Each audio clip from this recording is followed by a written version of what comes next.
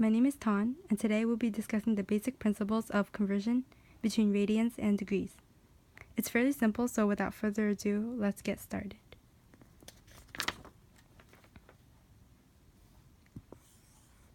A full circle is 360 degrees all the way around, and in terms of radians, this is 2 pi.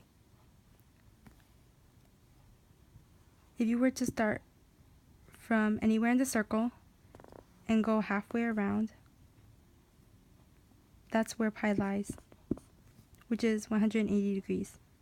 If you were to finish the circle and return to the original position at 0, this is now 2 pi after having gone around the full circle, and that's also 360 degrees, the entire thing. And if we were to convert from degrees to radians and vice versa from radians to degrees, we need to find both of their conversion factors.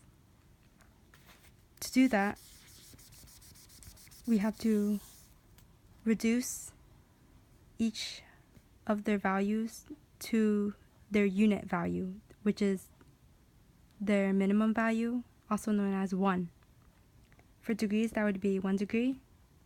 For radians, that would be 1 rad. So in order to reduce 180 degrees into 1 degree, all we have to do is divide both sides by 180 degrees. This leaves us with 1 degree on this side and on the other side, pi over 180 degrees. Therefore, the conversion factor for degrees is pi over 180 degrees. To find the conversion factor for radians, it's the same thing. Except all we have to do is, instead of dividing both sides by 180 as we did before, we'll be dividing both sides by pi, because that will change pi into 1 rad, which is what we need. Look to the other side, and we're left with 180 degrees over pi.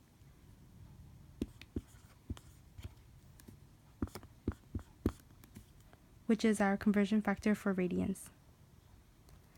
With these two conversion factors, we can basically convert between any set of degrees and radians.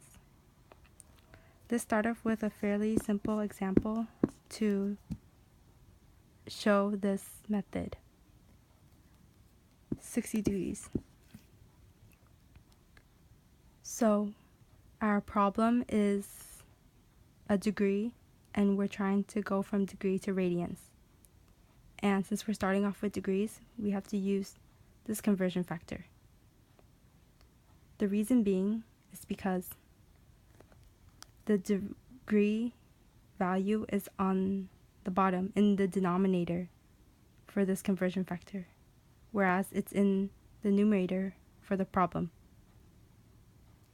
The fact that they're on opposite levels makes it so that we can cancel out the degrees, and so we're left with the radians, which is what we're looking for. Therefore, when given degrees, we will use this conversion factor. If we multiply by that conversion factor, pi over 180 degrees, as expected, the degrees will cancel, and all that's left to do is multiply across, getting 60 pi over 180. All that's left is to reduce, simple division, and that gets us 6 over 18, which is 1/3, leaving us pi on the numerator and 3 on the denominator. Pi over 3 is our answer in radians for 60 degrees. To do a simple check, all we have to do is change pi into 180 degrees, and divide by 3 to see if we get 60 degrees as we had initially.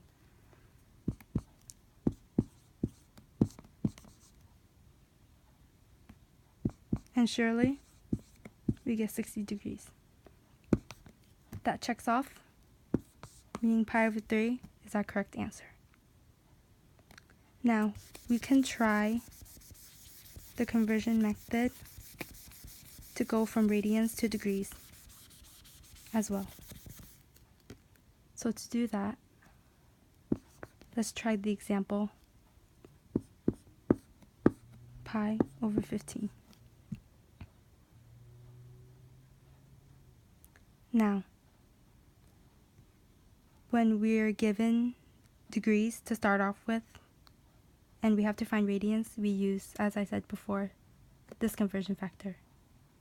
But when we're given radians at the beginning and we're to find the degrees, translation or conversion, we have to use this conversion factor. That's because in the problem, pi is in the numerator, whereas in the conversion factor, pi is in the denominator. When we multiply these two, the pi's will cancel, so the radians will disappear and we're left with degrees, which is what we're looking for. We multiply as we did before, but instead using this conversion factor, 180 degrees over pi.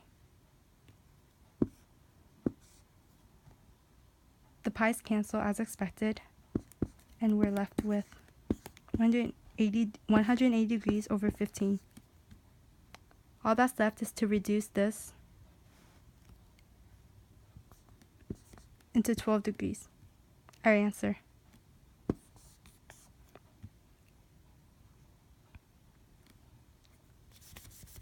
Now, there is a small shortcut to solving for 8 degrees conversion from radians,